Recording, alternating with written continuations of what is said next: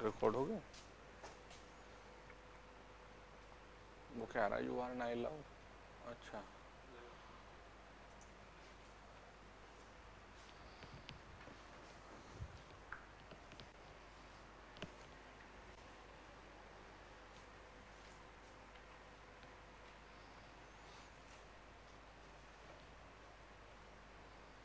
और वैसे भी ये मानकर चलो आप लोग कि इंसान जितनी विपरीत परिस्थितियों में मेहनत करता है उसका रिजल्ट उतना ही अच्छा मिलता है। ये भी काउंट होता है कि कितनी डिफ़िकल्ट सिचुएशन में मेहनत की है। अब ये भी यही चीज़ है कि विद्यार्थियों की जो धारणा है वो थोड़ा अलग है तैयारी को लेकर। जब हम तैयारी कर रहे होते हैं तो अलग अलग प्रकार की चीज़ें हम सोचते हैं अपने आप में कि हमारा मन नहीं लग रहा, हमें घर की याद आ गई, हमें घर जाना चाहिए, हमें दोस्तों की याद आ गई, 2 बार छींक दिया कि मुझे तबीयत ख़राब हो गई, मैं नहीं जाता कोचिंग, हल्का सा हाथ में पैर में दर्द हो गया, भाई शरीर में दर्द होगा, मुझे कोचिंग नहीं जाना।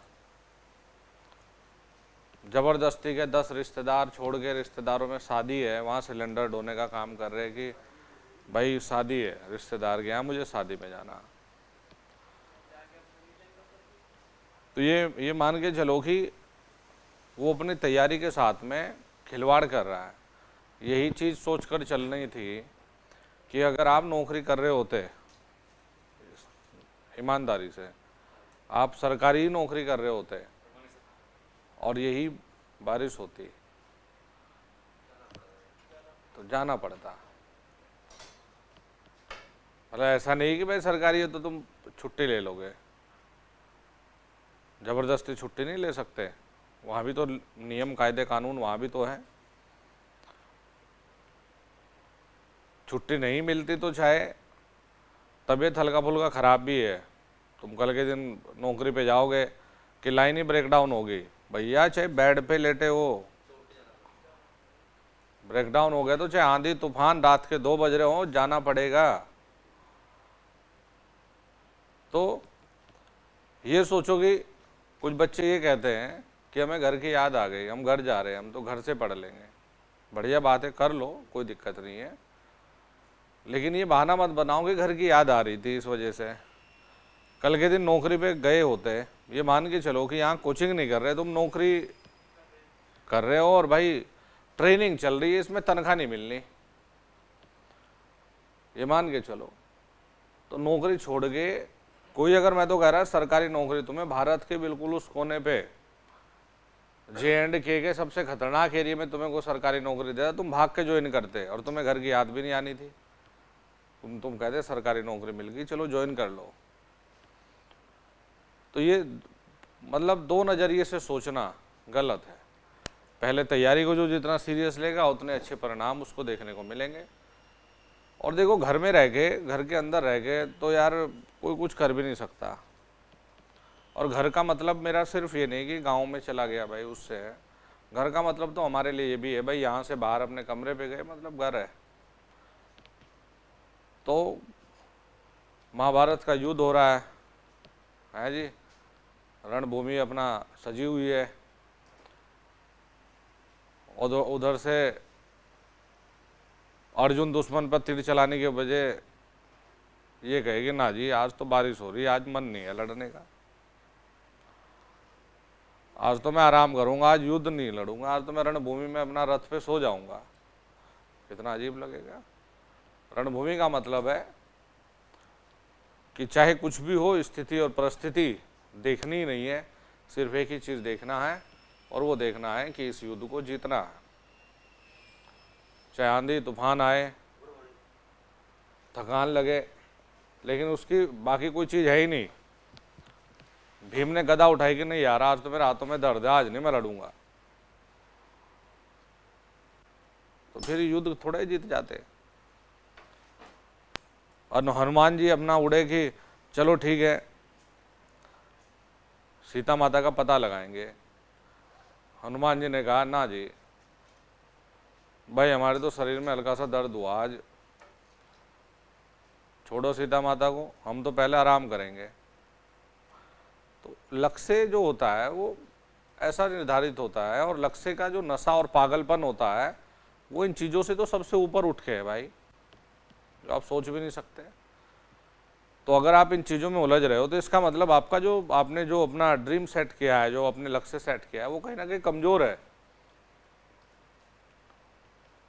उसमें कहीं ना कहीं खोट है, उसमें कहीं ना कहीं आप लोगों ने वैसे ही खोखलापन बना रखा है। नहीं तो जो जो होता है ना कि लक्ष्य जो आपने बनाया है वो अगर ठोस है, सॉलिड है, दम है उसमें, तो ये कोई भी चीज़ें आपके रास्ते में बाधा डाल ही नहीं सकती। अध्यापक का काम क्या है? जैसे हनुमान जी को अपनी शक्तियों के बारे में नहीं पता था, जामवंत ने उसको याद दिलाया कि भैया तुम्हारे में तो अपरंपार शक्तियां हैं, पहचानो उन्हें। लेकिन जामवंत ने उसको शक्तियां दी नहीं, उसको शक्तियों का एहसास दिलाया जो उसके अंदर थी। तो जामवंत लाइक ए टीचर, अध्यापक रहे, वो विद्यार्थी थे। अब यही चीज अध्यापक आज भी कर रहा है कि उस शक्तियों का एहसास दिलवा सकता है। आपके अंदर शक्तियां थोड़ा ही भर सकते हैं, आपके अंदर ऑलरेडी बहुत पोटेंशियल, बहुत पावर, बहुत शक्ति है, लेकिन आपको पहचानने की बस देरी है। आप ही लोग आज अगर ठान लोगे हमें ये कर गुजरना है, चाहे कुछ भी हो, तो आपको कोई रोक ही नहीं सकता। लेकिन सपने में खोखलापन अगर होगा तो फिर कोई कुछ बना ही नहीं सकता। तो इसीलिए बारिश में आ गए तो बढ़िया, जितनी मुश्किल परिस्थितियों में जंग लड़ोगे उतने अच्छे परिणाम सामने देखने को मिलेंगे आप लोगों को। चलिए आइए जी, हम लोग यहाँ जो मेजरमेंट सीख रहे हैं,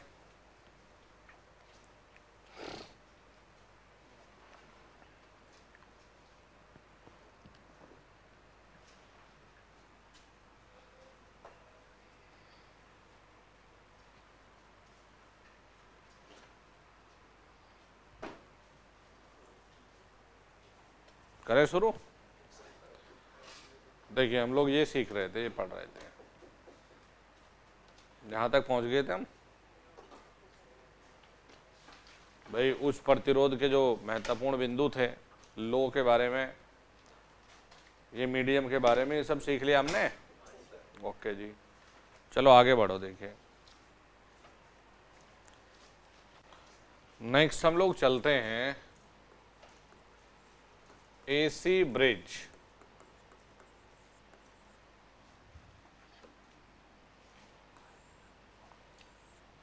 क्योंकि एल और सी को नापने के लिए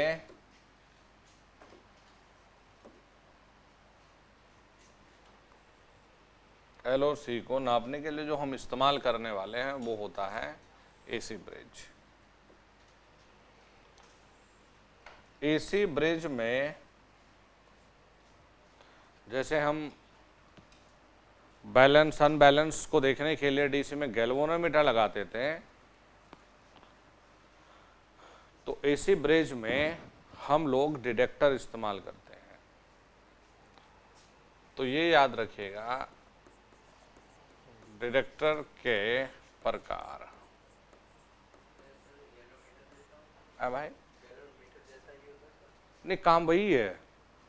जैसे भाई गैल्वेनोमीटर में हल्का सा धारा आता था तो हम कहते थे भाई असंतुलित हो गया। तो एसी में, डीसी में जो काम गैल्वेनोमीटर किया करता था, एसी में वो काम, तीन तरह के हम डिटेक्टर लेकर चलते हैं। क्या नहीं, जरूरत नहीं है आप लोगों को करने की। तो यहां तीन प्रकार के होते हैं विद्यार्थी और डिटेक्टर।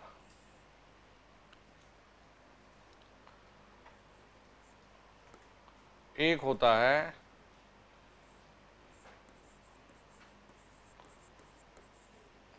हेडफोन से शुरू करना है।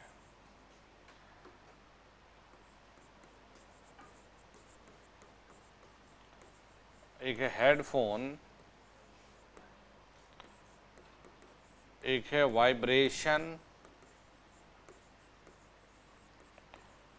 गैल्वेनोमीटर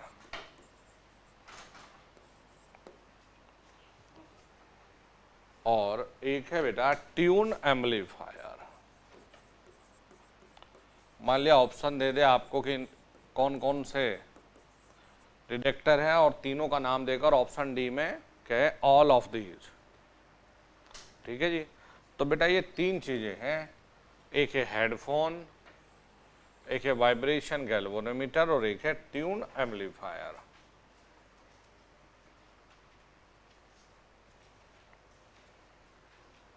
बेटा पढ़ लो पढ़ लो। अरे यार ये आप लोग नहीं बताएंगे ना कि क्या करना है क्या नहीं करना है। जो करवा रहा हूँ बेटा कर लो उसको। अब ये क्लास मेरी आपकी जनरल गाइडेंस की नहीं है कि मेरी उम्र 23 है मुझे ये करना है। बेटा इन सब चीज़ों के लिए बाकी टाइम पे मैसेज करो, बात करो, पढ़ाई कर लो यार। अब हाथ जोड़ोगे आप लोगों के सामने।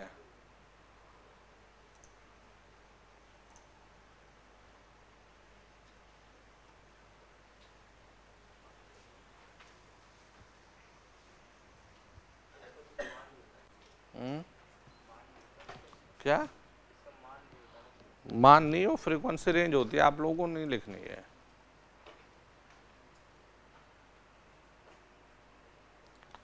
Headphone, vibration galvanometer, tune amplifier. इसमें देखो एसी ब्रिज को हल करने की विधि और इस पे इंपॉर्टेंट लिख लो। जब हम एसी ब्रिज देखते हैं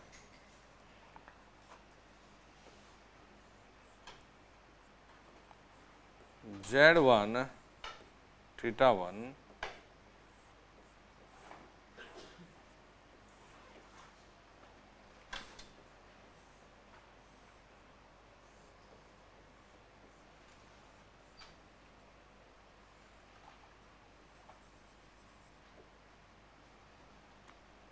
Z2 θ2 Z3 θ3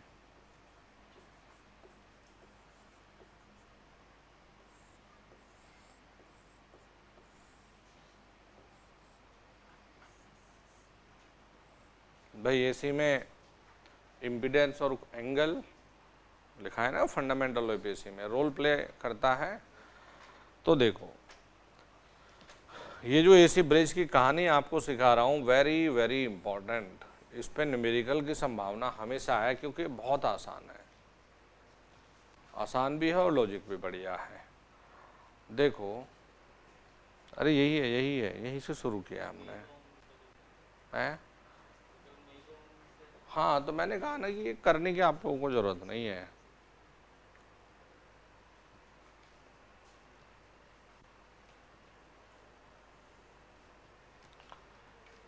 देखो जी संतुलित होने की शर्त,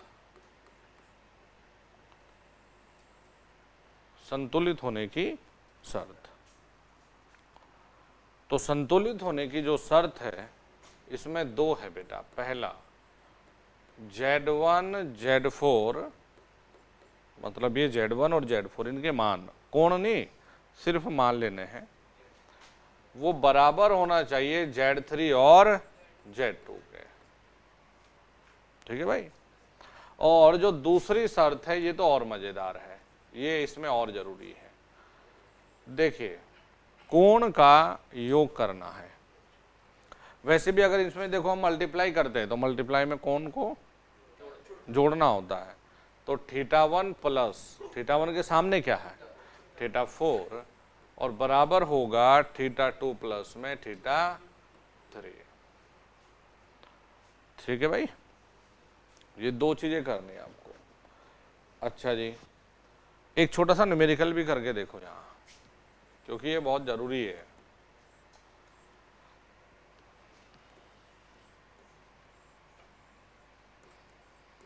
पांच एंगल 30 डिग्री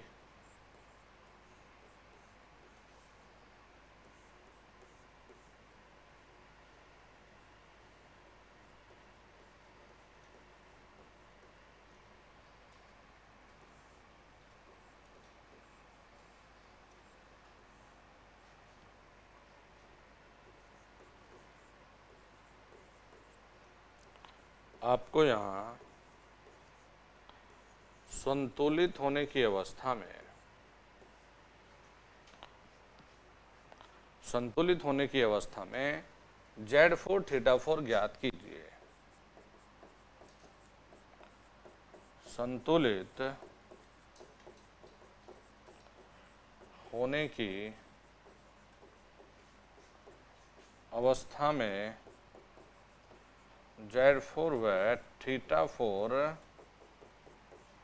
ज्ञात कीजिए। बताइए।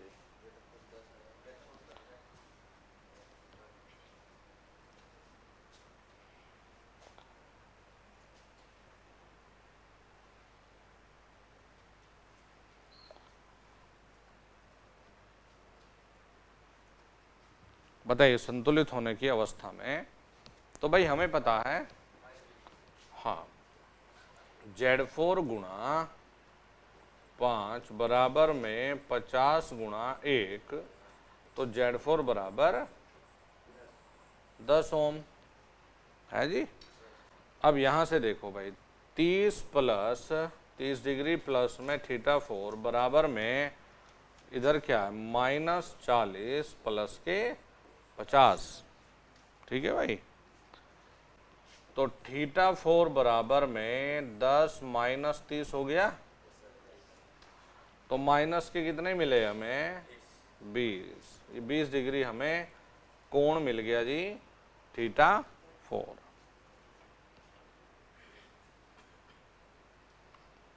अरे आसान है भाई।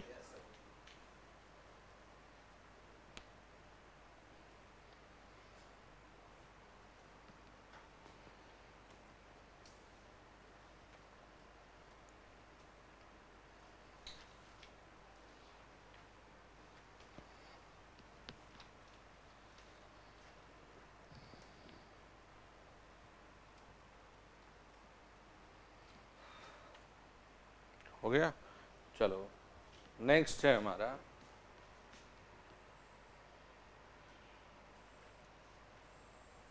अब देखो भाई, जेई में तो डेरिवेशन या आई में सब करानी पड़ती है।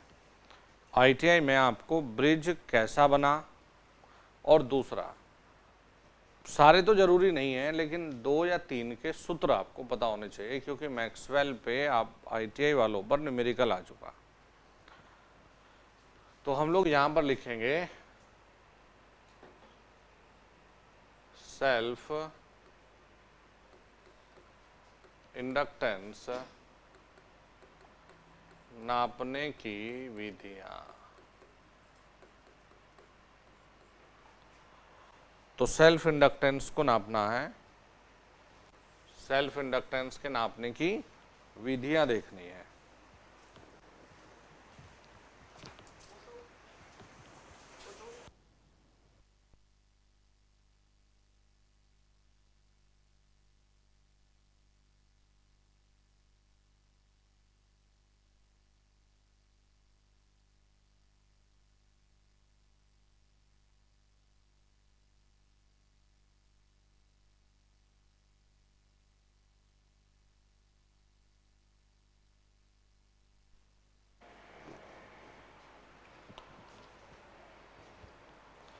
तो सेल्फ इंडक्टेंस में बेटा सबसे पहला जो ब्रिज है ये है मैक्सवेल, मैक्सवेल ब्रिज लिखे या फिर मैक्सवेल कैपेसिटेंस इंडक्टेंस ब्रिज। अगर ऑब्जेक्टिव की बात करें तो ऑब्जेक्टिव ये भी है, ये मध्यम क्यू कॉइल के लिए है, मीडियम क्यू कॉइल, और बेटा ये होता है 1 से 10 तक। लिखाया था ना पहले भी, एक टेबल बनवाई थी। तो ये है मैक्सवेल कैपेसिटेंस इंडक्टेंस ब्रिज की कहानी। अब देखो ये बनता कैसे है।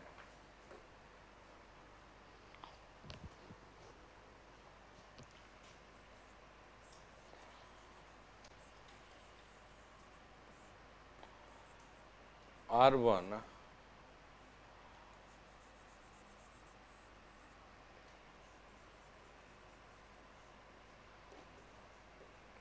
R2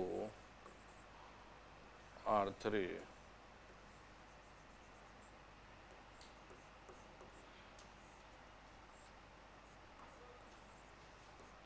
तो R4 है और ये C4 है। ये बनाया आपने डिटेक्टर और यहाँ से आप दे रहे हैं सप्लाई। सप्लाई कौन सी है? AC।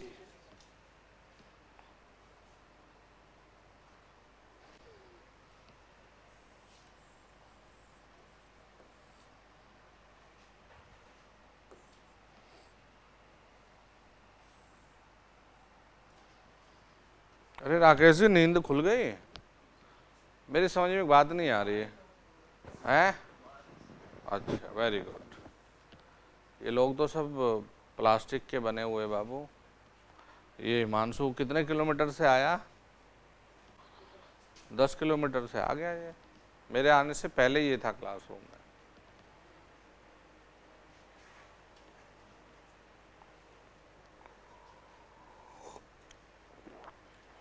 बारिश की वजह से कभी छुट्टी नहीं रहेगी। बारिश की वजह से छुट्टी नहीं रहेगी। अब मैंने कहा तो जिस दिन छुट्टी करनी होगी उस दिन सलाह करके बताना, तुम भी आराम करना, मैं भी आराम करूंगा, है कि नहीं भाई?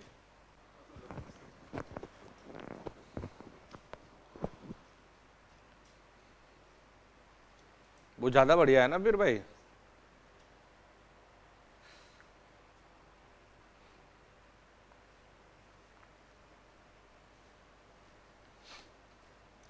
तो बेटा हमें R1 L1, देखिए ये टेस्ट ब्रांच है। टेस्ट ब्रांच का मतलब है कि इस ब्रांच की क्वांटिटी हमें निकालनी है। इंडक्टेंस के साथ साथ में, इंडक्टेंस के साथ जो रेजिस्टेंस लगा है इसका भी मान निकालते हैं। तो इस पर न्यूमेरिकल आ चुका है, इस पर ये न्यूमेरिकल आ चुका है। तो देखिए ये बताइएगा कि आप व्हीटस्टोन ब्रिज में जब प्रतिरोध लिखते थे तो व्हीटस्टोन ब्रिज के हिसाब से आप R1 का मान क्या लिखेंगे? R1 बराबर में भाई अपोजिट आर्म्स के रेजिस्टेंस का मल्टीप्लिकेशन बराबर लिखते थे ना। Very good. R2 R3 और बटे में R4 ये लिखते। ये सेम R1 भी है। अपोजिट आर्म्स में R1 R4 बराबर R2 R3 मिल जाता।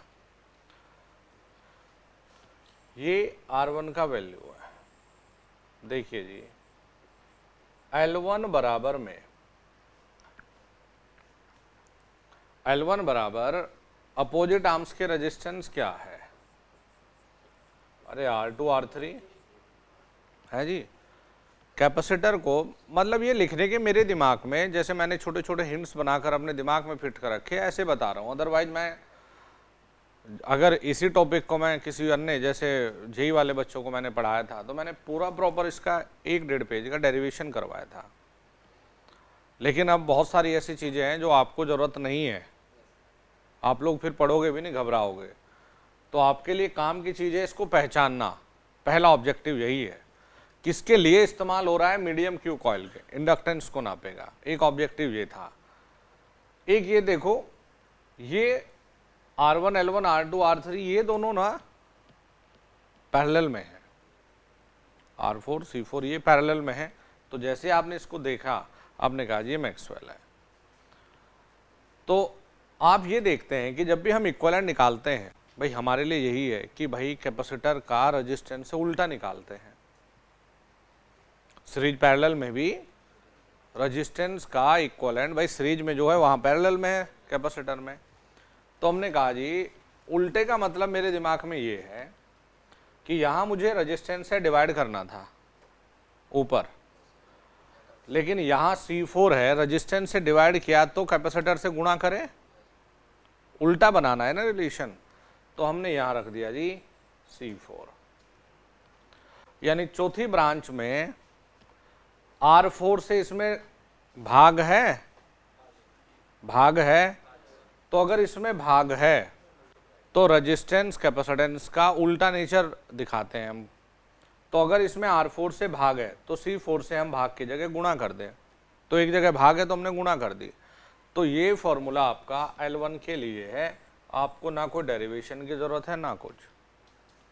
फिर से देख लो, R1 वही R2 R3 बटे R4, L1 R2 R3 बटे C4 करना था, लेकिन यहाँ R4 डिवाइड में है, हमने ये इसका उल्टा यानी कि गुणा में कर लिया। तो R2 R3 C4 ये दोनों पर आधारित सिर्फ और सिर्फ न्यूमेरिकल है, ये बहुत जरूरी है,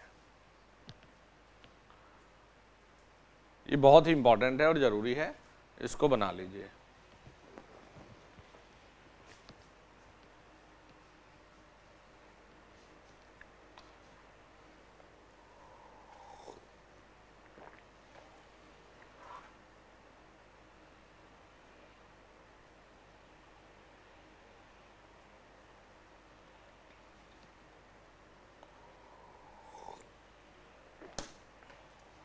बना ले, फिर आगे चलें। देखो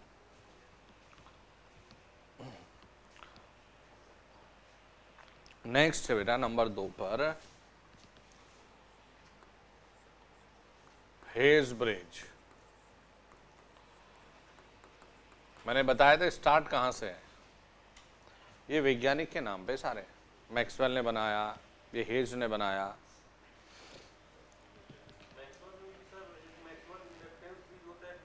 हाँ, लेकिन मैक्सवेल इंडक्टेंस नहीं बनाना आपको, मैक्सवेल यही बनाना है, कैपेसिटी इंडक्टेंस। जो इंडक्टेंस वाला है वो सिर्फ ऐसे दिखता है। अब वो ये ना, आपको पढ़ाते समय कंटेंट का सिलेक्शन बहुत ज़रूरी है कि कंफ्यूजन ना हो।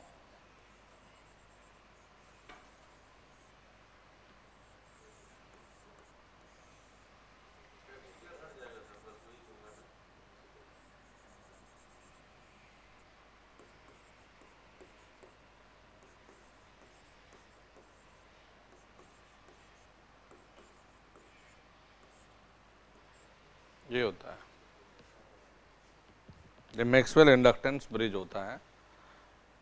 और जो हम लोग ये पढ़ते हैं जनरली, जो सब जगह सिखाते भी हैं, ये वाला मैक्सवेल कैपेसिटेंस इंडक्टेंस है, जिसे मेजर रूप में हम इस्तेमाल करते हैं। पहले जो ओरिजिनल दिया था मैक्सवेल ने, यही दिया था, लेकिन किसे नहीं, इसे देख के ही इसी का एडवांस वर्जन ये बनाया। इसमें क्या होता है ना, इसमें फेज एंगल बैलेंस नहीं मिल पाता, फेज एंगल बैलेंस नहीं मिलता, तो उसको उतना अच्छा नहीं माना गया है। इसी में म्यूचुअल इंडक्टेंस जो था इसके साथ में, वो नहीं नाप सकते थे, फिर इसका हमने मॉडिफिकेशन कर दिया। ये जो मैक्सवेल इंडक्टेंस है, इसी का रोल हमने, या इसी का थोड़ा सा हमने चेंज करके बना दिया हैवी साइड ब्रिज, जो कि म्यूचुअल को भी नापेगा। इसमें बहुत बड़ा बेनिफिट ये था, देखो हमने एक बहुत बड़ी चीज़ अचीव की है। ये तो हमें यूनिटी R2 R3, तो हमने यहाँ कैपेसिटर लगाकर, ये एल लैगिंग के लिए जिम्मेदार है, तो हमने कैपेसिटर लीडिंग के लिए जिम्मेदार लगा दिया। तो जो लैग कर रहा था, हमने उतना ही लीडिंग करने की कोशिश की है ताकि बैलेंस बना रहे। तो ये ज़्यादा बेस्ट माना गया है, इसको ज़्यादा अच्छा माना गया है। ये मैक्सवेल इंडक्टेंस ब्रिज है। बनाना चाहोगे तो इसको भी बना सकते हैं, साइड में कहीं डब्बे में बना लेना मैक्सवेल इंडक्टेंस, पहचानने को आपके पास नहीं आएगा। लेकिन ये फोटो क्यों खींच रहा, बनाना है डब्बे में, जैसे मैंने बनाया ना किनारे पे, वैसे बना लो।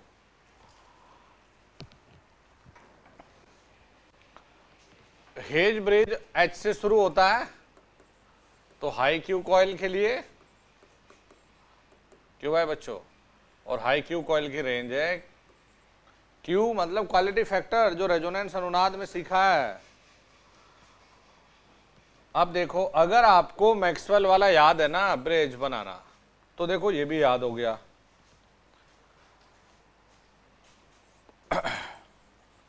अरे ये चित्र इसलिए बनवाने पड़ रहे हैं, आजकल एग्जामिनर है बेचारा हवाई। ये भी सवाल बन सकता है कि एक तरफ ये 4 चित्र दे दे और एक तरफ इनके नाम दे दे, और कहें कौन सा सही है। मिलान भी करने को दे सकता है भाई, हैं? हाँ, मिलान करने के लिए भी पूछा जा सकता है, तो ये पता होना बहुत जरूरी है।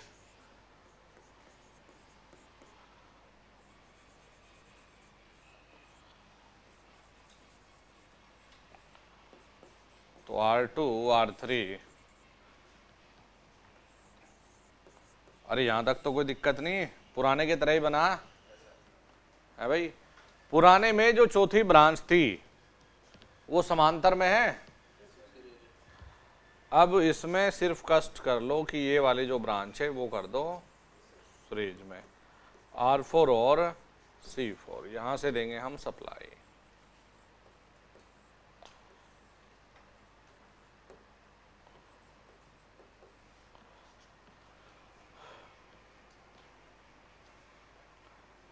हाँ भाई राकेश जी, बताना जरा, R और L के हिसाब से क्वालिटी फैक्टर क्या पढ़ाया गया?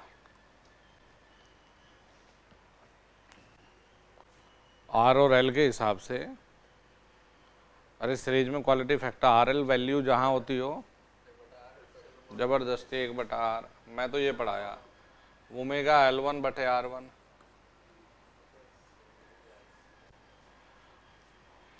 ओमेगा L/R लिखा है तो यार, और कैपेसिटर के लिए 1/ओमेगा C4 और R4। अरे XC/R यार, XC का मान 1/ओमेगा, तो या तो क्वालिटी फैक्टर ये भी हो सकता है और क्वालिटी फैक्टर ये भी हो सकता है। तो जैसे हम मैक्सवेल ब्रिज की बात कर रहे थे भाई, यहाँ आ जाओ जरा, जैसे हमने मैक्सवेल बना लिया जी, मैक्सवेल इंडक्टेंस, तो सिर्फ जरूरी नहीं कि मैक्सवेल इंडक्टेंस को ही नाप रहा है, जरूरी है जैसे ये ब्रांच बनाई आपने, quality factor omega L1 quality factor नाप सकते हो। जैसे ये वाली ब्रांच है, पैरेलल है, पैरेलल में शायद याद आएगा आपको ओमेगा C4 और R4, तो ये क्वालिटी फैक्टर के मान भी दे देते हैं भाई। तो यहाँ हेज ब्रिज को जैसे पहचानने को आया, आपने कहा जी मैक्सवेल में जो पैरेलल में था इसमें सीरीज में है, बात बन गई। दूसरी चीज़ है, यहाँ आपको R1 का वैल्यू लिखने की आवश्यकता नहीं है, L1 को आप याद रख सकते हैं, और L1 का मान भी ये लिख लेना कि कोई इंपॉर्टेंट नहीं है। अब ये बताओ पहले, L1 का मान मैक्सवेल में अगर आपको याद हो, देखो यार इतनी चीज़ें हैं याद रखने की ना दुनिया भर की, अगर मैं भी अपने दिमाग में छोटी छोटी हिंट्स नहीं बनाता तो मैं भी भूल भाल जाता इनको। तो हमने वही मैक्सवेल वाले का L1 उठाया, R2 R3 और C4, ये यहाँ तक कॉमन है, इसमें परिवर्तन बस करना है 1 + 1/Q²। मैं कभी नहीं भूलता बेचारे को। हेज में Q का मान ये यहां से ले लो या यहां से, क्या करना है, hedge bridge R2 R3 C4 ऊपर जो पहले था, बटे में सिर्फ एक चीज करना है 1 + 1/ क्वालिटी फैक्टर का स्क्वायर। ये भैया L1 को लिखने का तरीका है, लेकिन ये आप लोगों के लिए कोई ज़रूरी नहीं, मतलब उतना खास नहीं जितना आप लोगों के लिए ये दो चीज़ें खास है, R1 और L1, ये बहुत खास है भाई, इनको छोड़ने की सोचेंगे नहीं, और इसमें आप लोगों की मर्जी है, पढ़े ना पढ़े तुम्हारा नंबर नहीं कटेगा।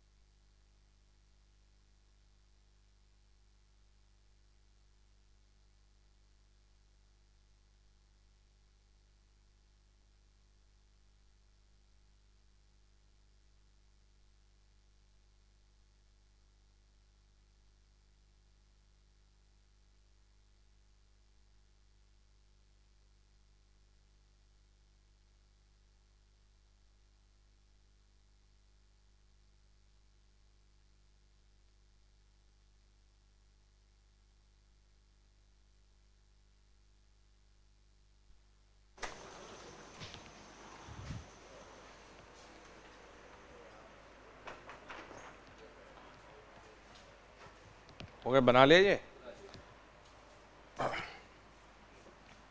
तो देखो ये हेज भी बेचारा थोड़ा ठीक सा लग रहा है, और मैक्सवेल भी सुना सुना सा लग रहा होगा ना, मैक्सवेल। हाँ बना लो, साइड में गई। मतलब ये मानो जैसे नाम है एंडरसन, तो बेचारा वैसे भी थोड़ा बर्बाद सा ही नाम है, अजीब सा। सुनते नहीं ना हम इंडियन कल्चर में एंडरसन, आजकल तो रखने लगे। हमारे सामने है एक बच्चा, तो उन्होंने ये क्रिश्चियन बन गए वो, तो उन्होंने बच्चे का नाम रख दिया एंड्रयू। तो आजकल तो रखने लगे इंडिया में भी।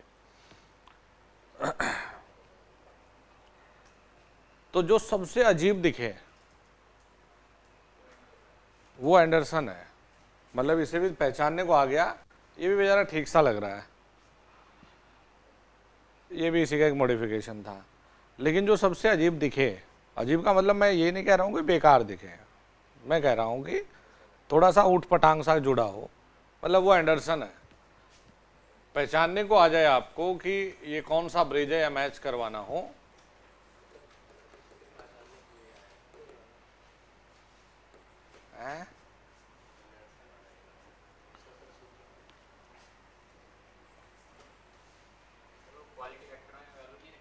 है? तो वैल्यू ऐसे कैसे लेके, वैल्यू तो इनके हिसाब से होगा ना, ऐसे कैसे वैल्यू रख दें भाई? इसने 5 दिया 2 दिया तो उसके हिसाब से निर्धारित होगा ना वैल्यू, तो ऐसे नहीं है ना कुछ।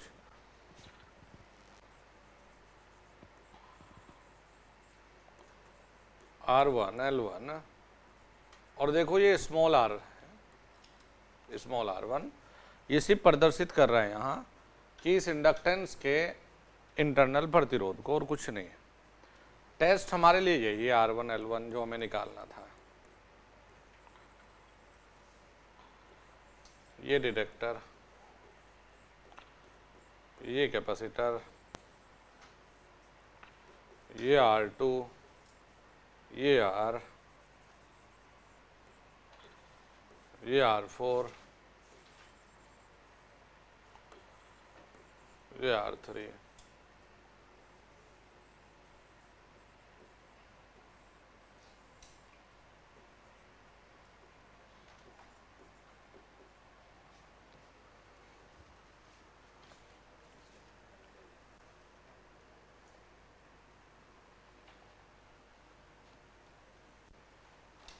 देखो ना बनाने में है ना बेचारा अजीब सा ये।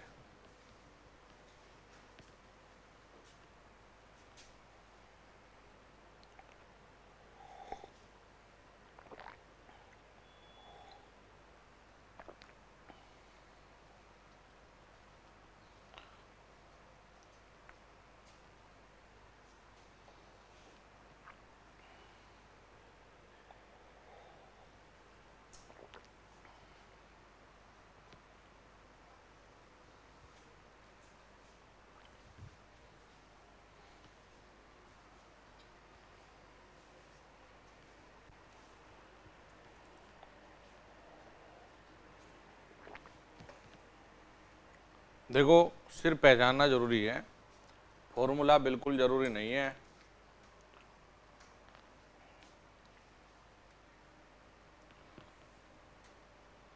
तुम लोग कहो तो लिख जरूर देता हूँ,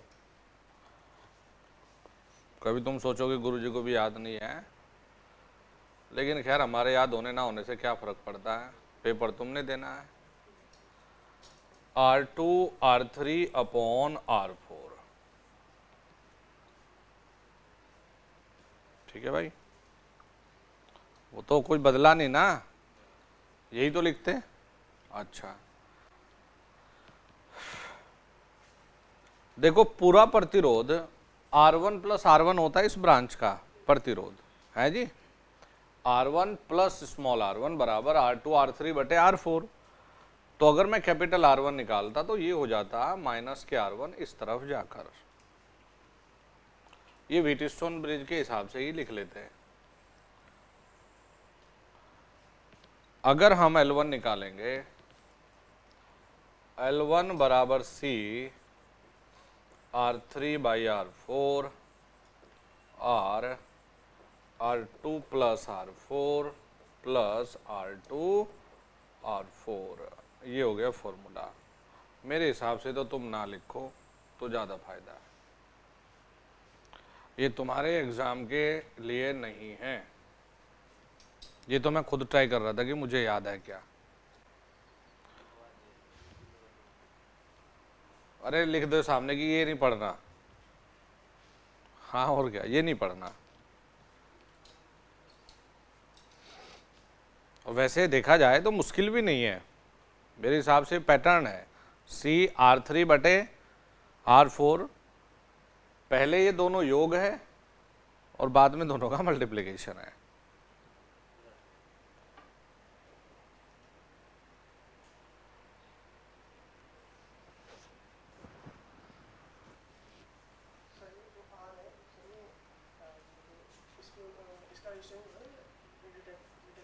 ना ना, डिडक्टर तो यहाँ के खत्म हो लिया बेचारा, मैंने कहा ना जो अजीब दिखे, तो डिडक्टर तो यहीं तक है। इसके बाद ये एक अलग ब्रांच है कैपेसिटर वाली और एक रेजिस्टेंस वाली। लिख लिया यहाँ तक। इसमें आउंस ब्रिज आपको बनाने की भी ज़रूरत नहीं है, क्योंकि हमारे लिए मीडियम, लो और हाई इन तीनों को ही देखना था। नेक्स्ट है, देखो म्यूचुअल नापने के लिए दो ब्रिज है, एक है हैवीसाइड और एक है कैम्पबेल ब्रिज। इनके नाम सिर्फ ज़रूरी है, इनके नाम आपको याद होने चाहिए। आज तक ये इस तरह का सवाल इनके फॉर्मूला पर आधारित किसी जेई और ई एग्जाम में भी नहीं आया। तो इनका सिर्फ आपको नाम होना चाहिए कि मेजरमेंट ऑफ म्यूचुअल इंडक्टेंस हम किससे नापते हैं। एक हमारा है कैम्पबेल ब्रिज और एक हमारा हैवीसाइड ब्रिज। इनके नाम आपके लिए ज़रूरी है, दोनों ऑप्शन में एक साथ नहीं आएंगे। ज़्यादा अच्छा कैम्पबेल को मानते हैं। फिर हम लोग चलते हैं मेजरमेंट ऑफ कैपेसिटेंस पर।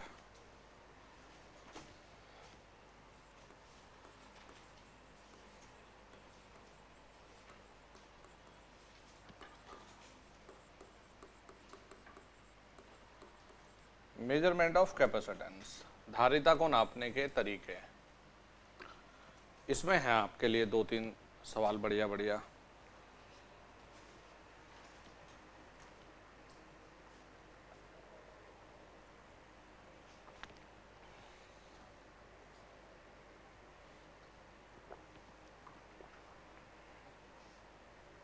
यहाँ है बढ़िया बढ़िया ऑब्जेक्टिव।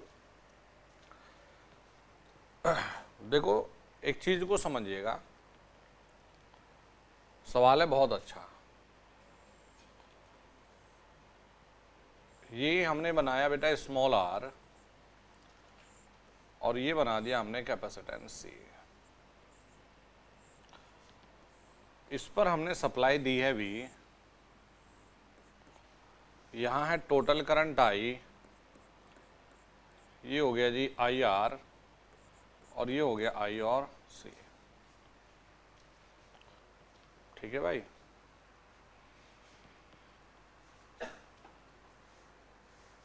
कमर में दर्द हो रहा है यार।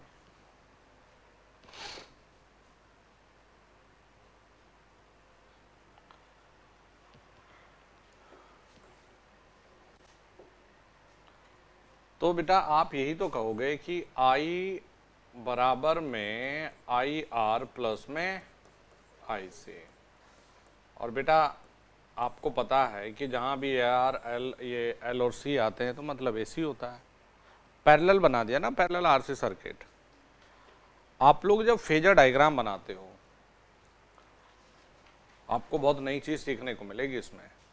तो देखो आप यही तो कहते हो कि सर हमने वोल्टेज को रेफरेंस ले लिया भाई बच्चों, पैरेलल में लेते थे ना वोल्टेज को, और आई आर प्रतिरोध के अक्रॉस धारा है, तो जिस दिशा में वोल्टेज है उसी दिशा में धारा है। शाबाश। आई सी कैपेसिटर के क्रॉस में धारा है, तो कैपेसिटर में वोल्टेज से धारा 90 डिग्री आगे बनाते थे। Very good.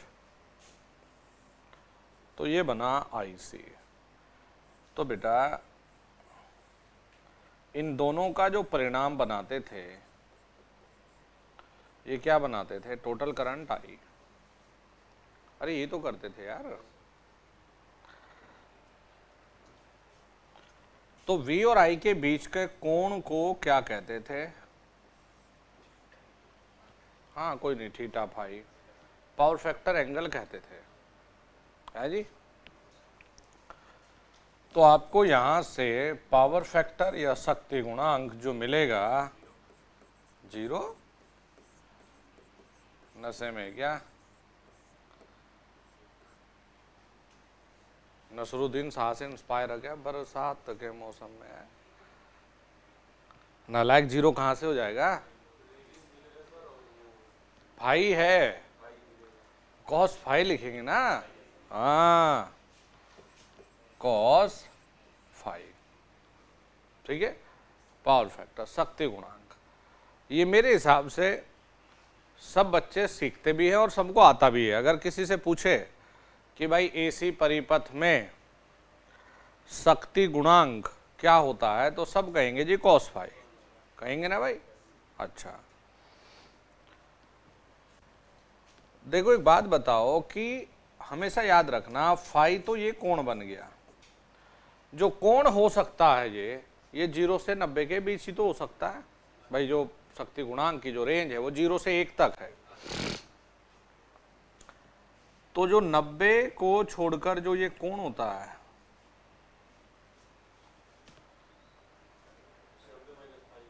हाँ, तो इसे हम प्रदर्शित करते हैं डेल से, और इस कोण को कहा जाता है लॉस एंगल।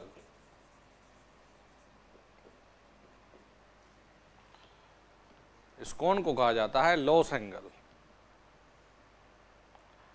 अच्छा जी, तो मुझे आप एक बात बताइएगा, भाई टोटल 90 होता तो 90 में से जितना फाई आया वो ठीक, जो बाकी कोण बचा वो कोण है लॉस एंगल।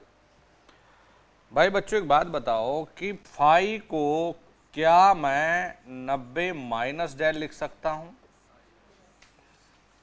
क्यों भाई बच्चों, लिख सकते हैं ना भाई। टोटल हमें फाई लिखना है, तो हमने कहा जी हम 90 में से इस डेल को घटा दे तो फाई हमें मिल जाएगा। हमने फाई का ये मान यहां रखा, तो हमने कहा कोस 90 माइनस डेल। भाई ये सबको पता है, कोई गलत नहीं करेगा। कोस 90 माइनस डेल को हम क्या लिख सकते हैं? लिख सकते हैं ना, वेरी गुड। तो भैया ये आ गया साइन डेल, ये कुछ और नहीं शक्ति गुणांक है। शक्ति गुणांक पावर फैक्टर एंगल में कॉस फाई होता है और लॉस एंगल के टर्म्स में साइन डेल होता है।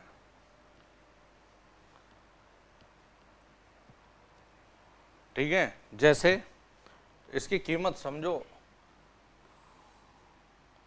इसके लिए हमें कैलकुलेटर उठाने की जरूरत नहीं है, इसके लिए सिर्फ हमें किताब को उठा के, किताब में खैर मिलेगा नहीं IIT वाले में, ये सवाल साइन डेल वाला ऑलरेडी पावर ग्रिड में पूछा। देखो अब सवाल देखो, ऑब्जेक्टिव क्या था भाई। हमने कहा कि किसी एसी परिपथ में लॉस एंगल डेल दिया है तथा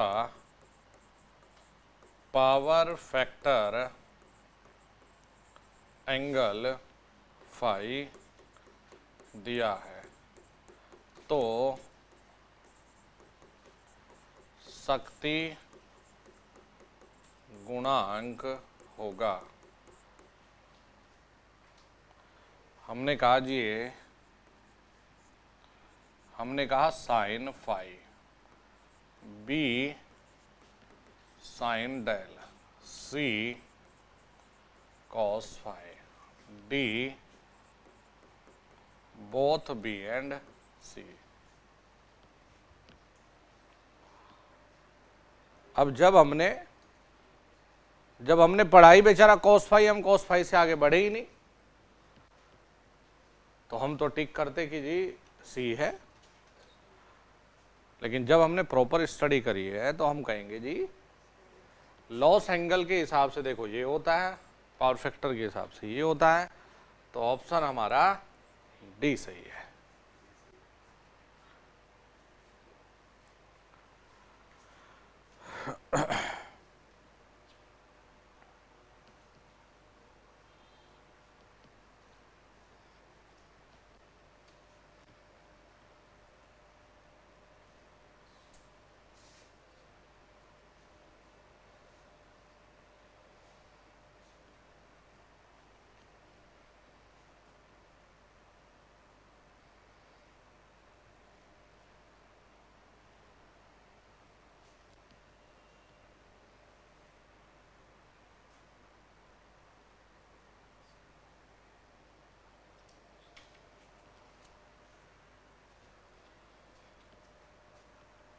देखो मुन्ना जी ने भी बी कहा,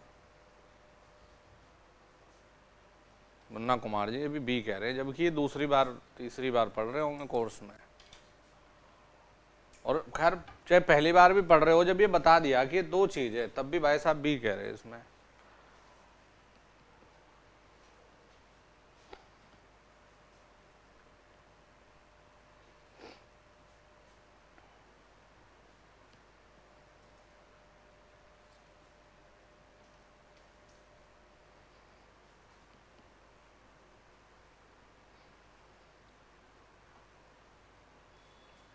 राकेश वो दरवाजे को बंद कर देना, मक्खी आ जाएंगे अंदर। चले बाबू आगे देखो। बना लो जल्दी। देखो पढ़ा दिया ये मैंने, लेकिन अब भी मैं बता रहा हूं कि अब भी अगर ये एग्जाम में आता है तो मेरे द्वारा ही पढ़ाए गए बच्चों में से 90% गलत ही करके आएंगे।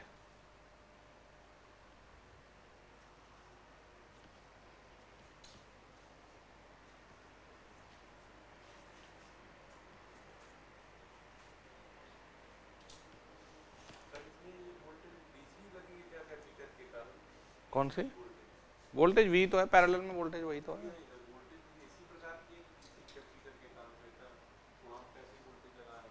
ये सब एसी तो है, ये वो वही पैरेलल आरसी सर्किट तो है नॉर्मल जो मैं।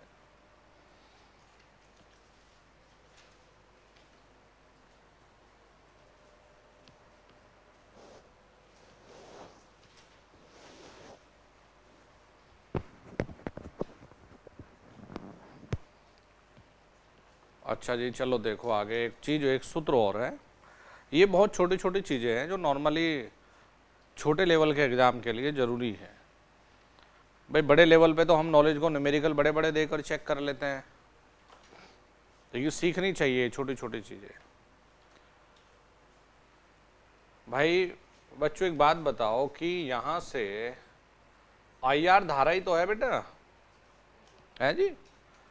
तो IR बराबर में V/R लिख लें। अरे बताओ तुम तो नाराज से हो जा रहे हैं।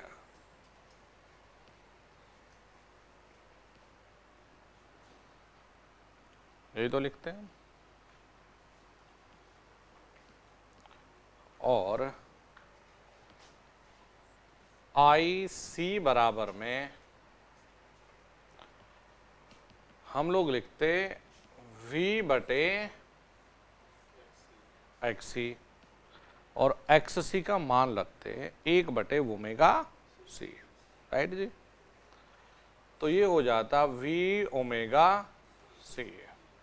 ये मिला हमें IC का मान, IC मिल गया। ठीक है भाई। अब मुझे एक बात बताइएगा कि ये एक त्रिभुज दिख रहा होगा जिसमें एक भुजा बेटा ये IC है और ये वाली जो भुजा है ये कितनी है जो लाइन में बता रहा हूं? IR। Very good, IR। तो और ये एंगल डेल है।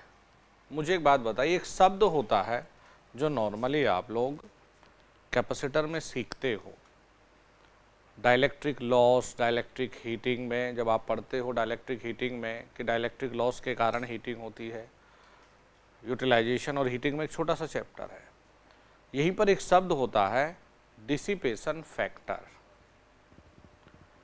और डिसिपेशन फैक्टर इसलिए कह रहा हूं क्योंकि वो क्वालिटी फैक्टर से सीधे सीधे संबंध रखता है। तो यहां से 2-3 छोटे छोटे माइनर से ऑब्जेक्टिव है। देखिए जी,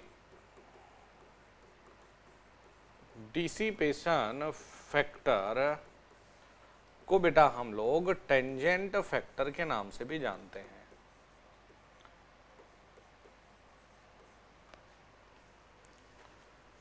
डिसिपेशन फैक्टर जनरली ये दर्शा रहा है कि भाई कोई भी कैपेसिटर दे दिया कि इसमें कितनी एनर्जी डिसिपेट है, तो इसे प्रदर्शित करते हैं डी से, और इसे हम लिखते हैं देखिए 10 डेल। क्या लिखा? टेंजेंट फैक्टर, जो लॉस एंगल है, और इसका नाम लॉस एंगल इसलिए दिया क्योंकि ये प्रदर्शित कर रहा था किसी भी कैपेसिटर में एक हानि को, लॉस को, डाइलेक्ट्रिक में जो हानि हो रही है ना, उसको प्रदर्शित कर रहा था। तो बेटा मेरे हिसाब से इतना आप समझते होंगे कि ये हम लोग IR बटे IC लिख लें, लंब अपॉन आधार करते हैं, है जी। तो IR का जो मान है वो बेटा V अपॉन R है, और IC का मान V ओमेगा C है। तो ये हमें मिला 1 बटे ओमेगा C R। पैरेलल लिया ना, अभी पैरेलल RC सर्किट है ना। तो देखो जी, समांतर में जो डिसिपेशन फैक्टर मिला वो मिला 1 अपॉन ओमेगा C R। ठीक है भाई बच्चों, जब समांतर में ये है तो अगर श्रेणी होता तो श्रेणी में मिल जाता ओमेगा C R। उल्टा कर लेते यार, और क्या है ना। चलो अब देखता हूं तुम्हें कितनी चीजें याद है। मुझे एक बात बताइए, समांतर में आपने क्वालिटी फैक्टर पढ़ा है, शायद याद हो आपको। क्वालिटी फैक्टर समांतर में ओमेगा C R सीखा है, और सीरीज में भूल भाल गए आप, कोई रिवाइज कर ही नहीं रहे। क्वालिटी फैक्टर पैरेलल में ये होता है और श्रेणी में ये होता है। मैं याद दिलाऊं तुम्हें, XL by R, XC by R, omega naught L by R, 1 upon omega C R, ये श्रेणी के लिए था। पैरेलल के R by XL, R by XC, R upon omega naught L omega C R, parallel के लिए इसका उल्टा था। तो ये इसलिए बनाया है, तुम्हें परेशान करना उद्देश्य नहीं है, एक छोटा सा सवाल दे दिया, और जिसने पढ़ा है उसे तो भैया 5 सेकंड नहीं लगने इसका उत्तर देने में। इन दोनों को देखकर क्या संबंध बन पा रहा है? इनवर्सली एक दूसरे का उल्टा है। तो आप कहेंगे कि जो डिसिपेशन फैक्टर है गुरुजी, ये क्वालिटी फैक्टर के इनवर्सली क्या, सीधे सीधे D बराबर 1/Q है ना, वो व्युत्क्रमानुपाती। देखो भाई, ये 1 अपॉन ओमेगा, ये ओमेगा C R, तो एक दूसरे का उल्टा है। तो ये बहुत जरूरी है।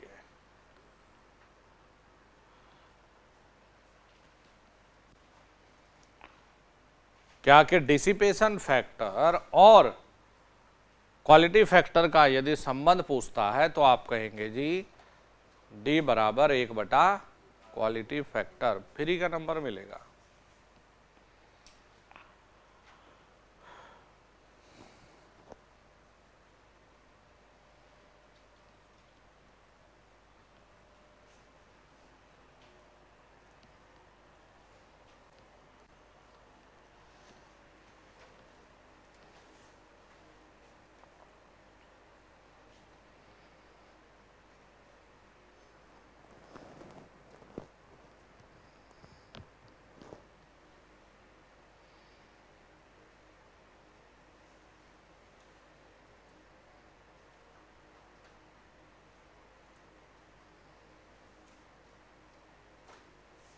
लिख लिया?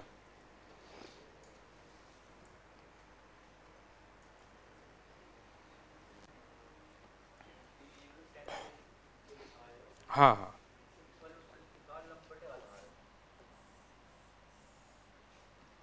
हाँ। अरे पगले, कौन ये है ना, ये ये है ना मामला।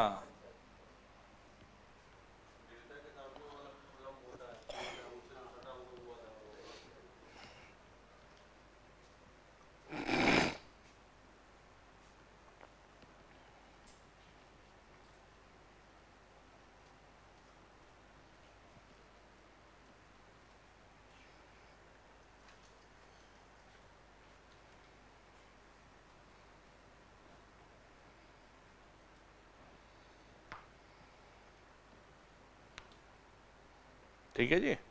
चलो देखो, जब आप, वैसे जो सूत्र मैं लिखवा रहा हूँ वो सूत्र जनरली हम लोग जब डाइलेक्ट्रिक हीटिंग हम बनाते हैं, पढ़ते हैं, अलग अलग तरह की हीटिंग पढ़ानी पड़ेगी आप लोगों को। जैसे रेजिस्टेंस हीटिंग है, arc heating, high frequency heating, induction heating, ये सब चीज़ें पढ़ानी पड़ेगी। तो एक शब्द होता है यहाँ, एक फॉर्मूला है, डिसिपेशन लॉस। और डिसिपेशन लॉस किसी और के कारण नहीं, देखो ये कैपेसिटर में आता है जनरली। अभी कैपेसिटर में ही हमने ये सब चीज़ें सीखी है कि कैपेसिटर के जो डाइलेक्ट्रिक है, जो हमने इंसुलेटर ये रखा है भाई, इसमें जो हानि होगी वो हमने डिसिपेशन का डाइलेक्ट्रिक लॉस ही लिखो।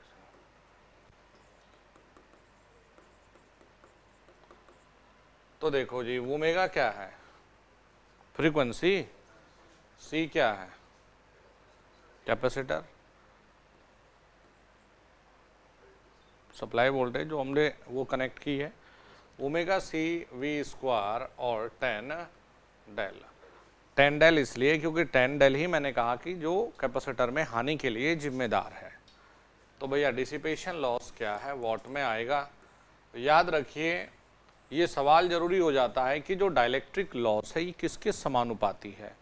तो ये ओमेगा स्क्वायर के नहीं है, ओमेगा के, ये सी स्क्वायर के नहीं है, सी के समानुपाती है, लेकिन वोल्टेज के वर्ग, वोल्टेज स्क्वायर के, वी स्क्वायर के समानुपाती है।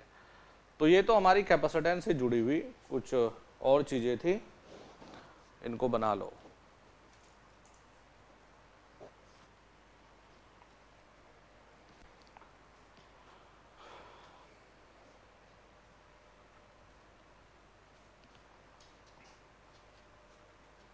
बेटा ओमेगा सी वी स्क्वायर वो 10 डेल है, अगर नहीं दिख रहा है तो नोट कर लो, 10 डेल।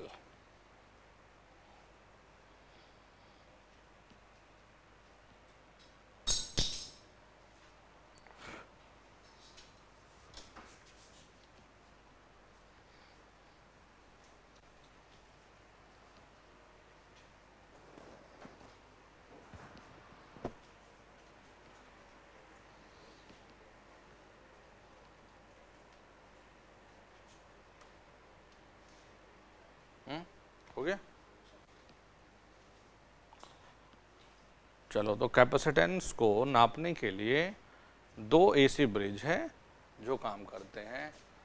नंबर एक है डी साउटी ब्रिज,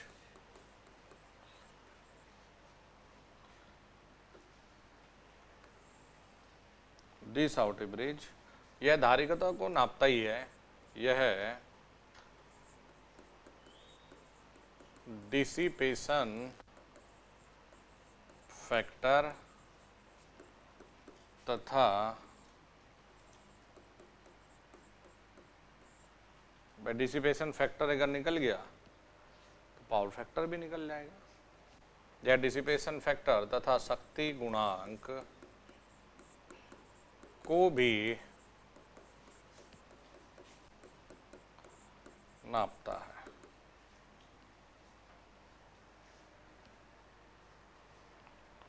ठीक है भाई। तो डी साउटी ब्रिज को हम दो तरीके से बनाएंगे। यदि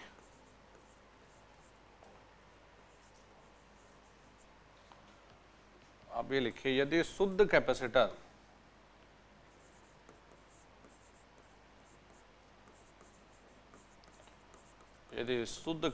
कैपेसिटर हो तो, शुद्ध कैपेसिटर अगर हो तो इस तरह से बनाना है। मान ले पहचानने को अगर आ जाए ना, ये C1 C2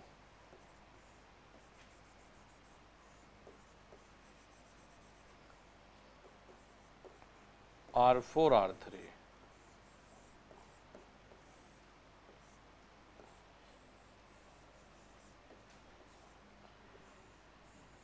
शुद्ध कैपेसिटर के केस में इस तरह से बनाते हैं भाई डी साउटे ब्रिज को।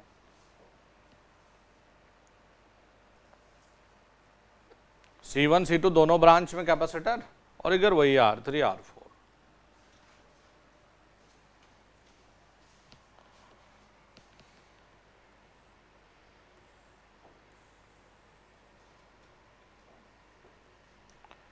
देखिए अशुद्ध कैपेसिटर के लिए किस तरह से बनाते हैं।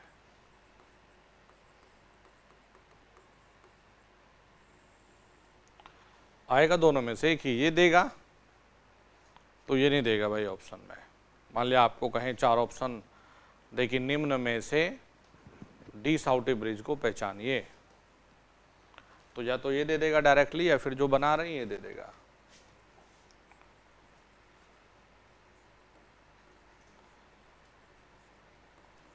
R1 C1 small r1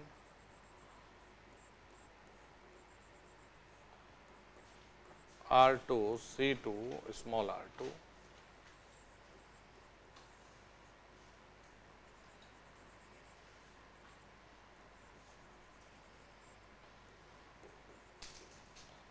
R4 R3।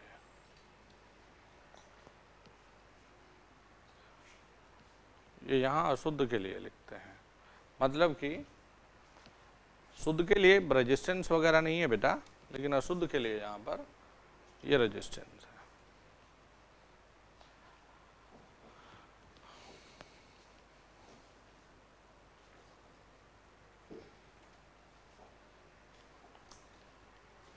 Next से जो दूसरे नंबर पर है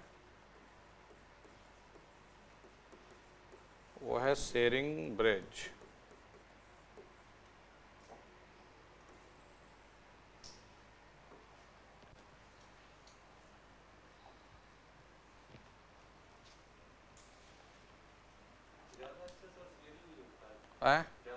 शेयरिंग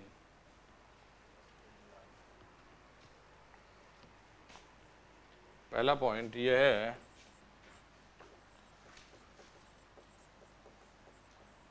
डिसिपेशन फैक्टर को भी नापता है। यह शक्ति गुणांक को भी नापता है। यह सापेक्ष विद्युतशीलता को भी नापता है। यह सापेक्ष विद्युतशीलता को भी नापता है।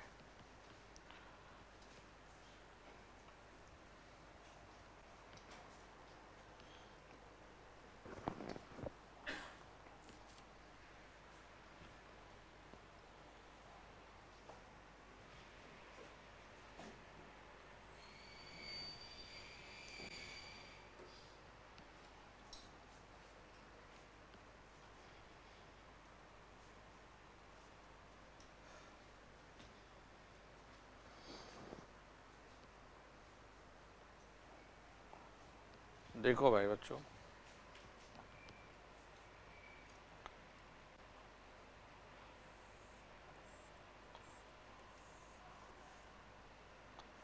ये बताओ आर का मतलब राइट होता है? आर राइट मान सकते हो? तो हमें यहाँ आर और सी लगाना है। तो भाई कैपेसिटर सी ये, और यहाँ से राइट साइड में, भाई इसके राइट में ही तो है आर, तो ये C1 है और ये R1 है। कैपेसिटर से राइट साइड में तो बना, ऐसे ऊपर राइट ये कारण है एक ना आप लोगों को याद रखाने का। ये R3 होगा, ये C2, यहां पर बनेगा पैरेलल। तो पैरेलल में जब हम बनाए तो हमें इस तरह से लेना है कि रेजिस्टेंस को हमेशा राइट में। तो अगर मैं यहाँ C4 बनाऊं, ये R4, तो इस कैपेसिटर से इस तरफ राइट है, ये भाई ये बना लिया आपने। देखो ब्रिज तो यही था, अगर मैं R को इधर लेता C को इधर तो बात तो एक ही थी, लेकिन अपने लिए सुविधाजनक चीज़ें बनाने के लिए मैंने कहा कि मेरे लिए रेजिस्टेंस R से शुरू होता है मतलब राइट, तो मुझे कैपेसिटर के हमेशा राइट में बना देना है। तो मैंने इस चीज़ का ध्यान रखा। अरे नहीं नहीं, ये तो एक ट्रिक है याद रखने की, जिससे डेरिवेशन ना करनी पड़े। तो अगर इधर बनाते, ये इधर बनाते, तब भी बात वही थी, वो कोई मतलब नहीं था। तो आपको बस ये सिखाया कि कैपेसिटर C1 के इधर और ये कैपेसिटर के इधर में राइट। इसका एक कारण ये था कि सबसे पहले आपको लिखना है इसमें R1 और फिर लिखना है देखिए C1। तो R1 मतलब राइट, तो राइट का मतलब है यहां से अगर मैं राइट चलूंगा तो ये पहले रास्ते में क्या आया, फिर रास्ते में क्या आया, C4 है भाई, C2 कहां से आ गया? अब आएगा ना, पहले C4 आएगा ना। पहले दो रास्ते में जो आएंगे उनकी गुणा अपॉन में जो तीसरा आएगा वो बटे में। ये तुम्हें लिखने का इसमें एक शॉर्टकट विधि है, मतलब ये बुक्स का कुछ नहीं है, ये अपने याद रखने के तरीके हैं। अब जैसे C1 है, C1 ये है, तो भाई इससे इधर चलो अपना। पहले रास्ते में क्या है, फिर रास्ते में क्या है, जबरदस्ती C4। अरे भाई इसके लिए अंदर वाले रास्ते से ले आए तो इसके लिए ये रास्ता अपना ही है R4। अब बटे में क्या आएगा, R3। ये मेरे दिमाग में सेट है मामला, और ये गलत नहीं हो सकते। अंदर का क्या, रेजिस्टेंस राइट है ना, तो हमेशा इसी साइड से निकल लो अपना, पतली गली से। अब एक बचा ये बेचारा दूसरा, तो C1 के लिए ये रास्ता अपना लो, उसमें क्या है, पहले दो की गुणा बटे तीसरा। ये R1 और C1 है, अदरवाइज डेरिवेशन इसकी 1.5 पेज की होती, रिजल्ट फिर भी यही मिलना था।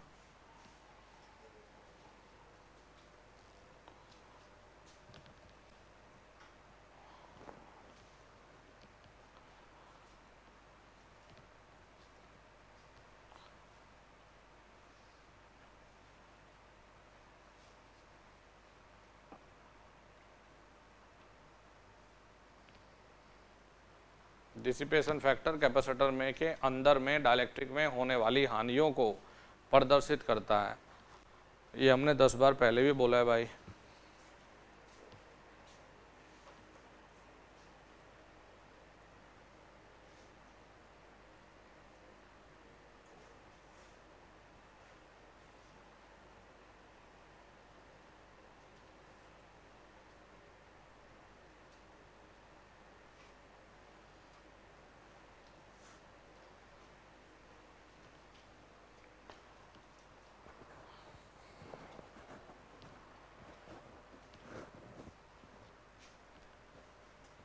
हो गया भाई।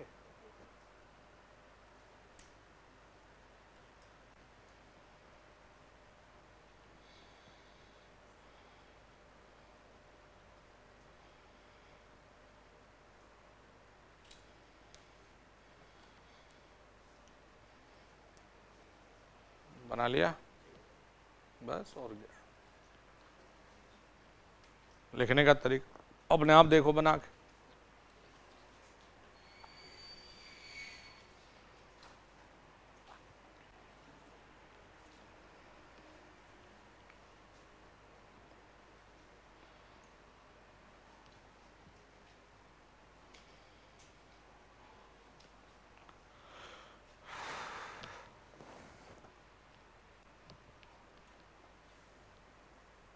हो गया भाई?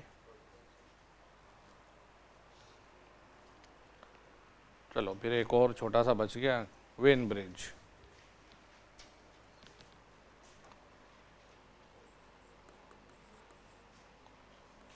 वेन ब्रिज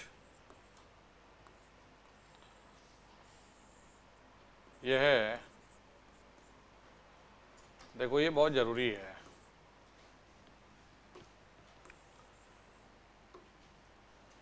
यह शुद्ध साइनसोइडल सप्लाई के लिए ही आवृत्ति को नाप सकता है। आवृत्ति को नाप सकता है। क्या लिखा जाए? शुद्ध साइनसोइडल सप्लाई के लिए ही आवृत्ति को नाप सकता है। जो नॉन साइनसोइडल होगा उसके लिए नहीं नापता ये।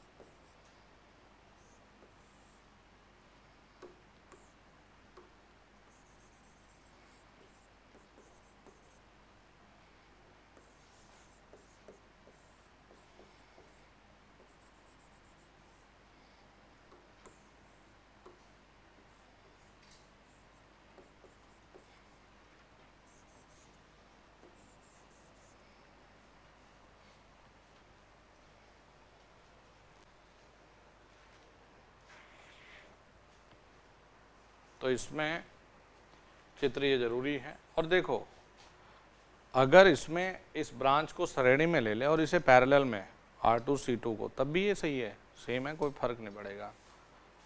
ओमेगा बराबर 1/√में R1 R2 C1 C2, ये फॉर्मूला आता है यहाँ ओमेगा, इसी को आप लिखते हो F बराबर 1/2π√R1 R2 C1 C2। ये लीजिए जी, अध्याय होता है आपका समाप्त।